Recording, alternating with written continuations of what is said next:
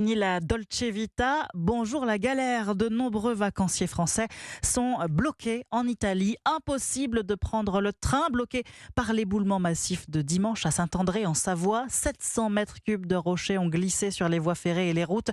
Une circulation totalement paralysée et la vallée de la Maurienne coupée du monde, Noémie Loisel. Oui, la départementale 1003 est fermée et l'autoroute A43 bloquée. Dans la vallée, le bruit des trains a également disparu. Plus aucun ne circule entre la France et l'Italie.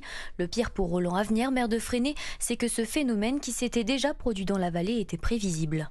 Le département nous avait informé il y a déjà quelques jours qu'ils avaient constaté qu'il y avait des mouvements au niveau de la falaise. En 2018, il y a déjà eu un éboulement qui alertait au niveau du département. Donc on ne peut pas dire aujourd'hui qu'on ne connaissait pas le problème. La seule possibilité de circuler dans la vallée, une déviation par Saint-André réservée aux véhicules légers.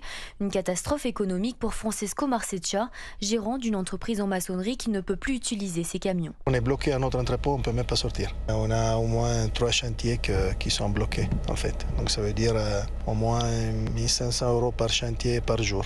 C'est un désastre. Un désastre également pour des centaines de camions en route pour l'Italie qui ont dû faire demi-tour. Les conducteurs, souvent de nationalité étrangère, qui n'ont pas été informés de l'éboulement, s'entassent et patientent de longues heures sur les aires d'autoroute. Noémie Loisel, correspondante d'Europe 1 en Savoie.